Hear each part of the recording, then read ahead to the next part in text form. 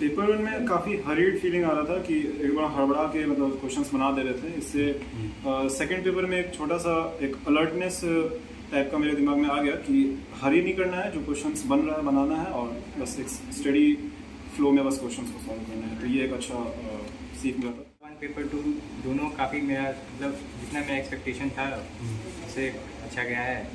और paper two में थोड़ा सा मुझे ऐसा फील हुआ कि मतलब एक घबराहट सी होने लगी जब क्वेश्चन नहीं बनने लगे। फिर मैं सोचा कि नहीं, थोड़ा सा ऐसा होता है। साथ हैं औसर के स्टूडेंट्स जो औसर ने जब अपना फर्स्ट जेई एडवांस का टेस्ट आज आयोजित किया था उसका पेपर टू देकर अभी सारे बच्चे निकल रहे हैं। तो इनसे हम लोग अभी इनका अनुभव हम लोग जानना चाहेंगे कि कैसा रहा आज का। तो आप बताइए, आपका पेपर वन और पेपर टू दोनों देने के बाद से आपको कैसा लग रहा है? पहला एग्ज़ाम था एडवांस का, तो ऑफकोर्स जितना एक्चुअल में हमको एक्सपेक्टेड था उतना तो नहीं आएगा, बट आई थिंक कि according to my best performance and calculations approximately 200 से ऊपर आ जाना चाहिए। And I am very happy about that कि बहुत सारा एडवांस का क्वेश्चन से सॉल्व हो गया।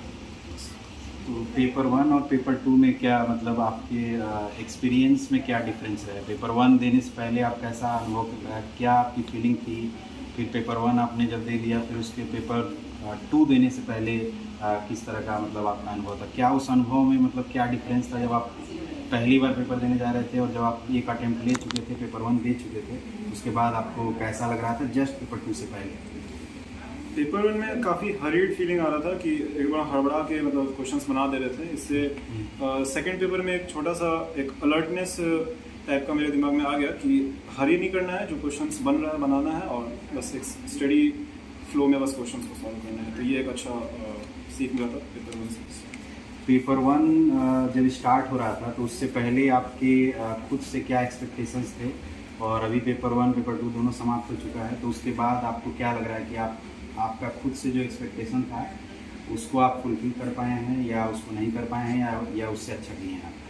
मेरा इनिशियल एक्सपेक्टेशन पेपर वन के जो था उससे तो थोड़ा सा पेपर वन खराब ही गया था। आई थॉट कि जितना अटेम्प्ट किए उससे ज़्यादा अटेम्प्ट कर पाते, बट पेपर टू के बाद लग रहा है कि ओवरऑल जो मेरा एक्सपेक्टेशन था उससे काफ़ी अच्छा आएगा।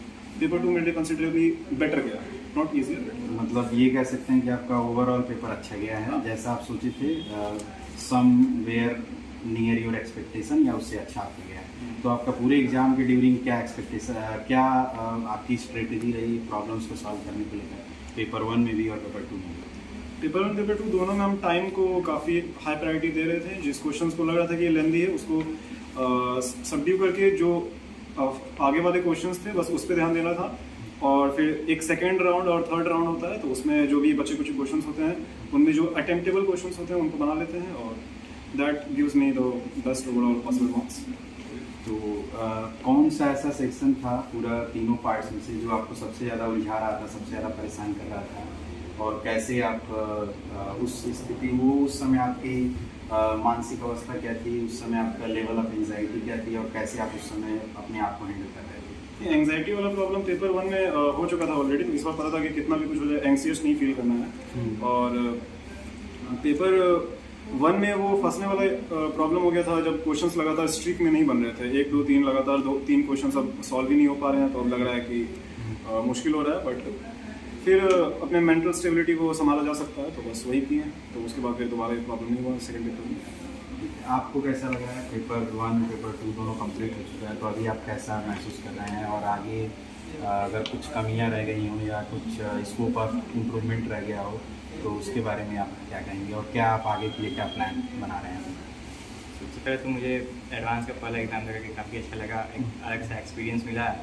और पेपर वन पेपर टू दोनों काफ़ी मेरा मतलब जितना मेरा एक्सपेक्टेशन था उससे अच्छा गया है। और पेपर टू में थोड़ा सा मुझे ऐसा फील हुआ कि मतलब एक घबराहट सी होने लगी जब क्वेश्चन नहीं बनने लगे। फिर मैं सोचा कि नहीं, थोड़ा सा ऐसा होता है, लेकिन ये सोच करके मैं फिर ना आगे बढ़ा। और सबसे डिफ़िकल्टी मुझे पेपर में तो मैथ्स के पेपर्स में आई थोड़ी सी, और फिजिक्स का पेपर मुझे काफ़ी अच्छा लगा। अच्छा लगा मतलब किस सेंस में अच्छा लगा?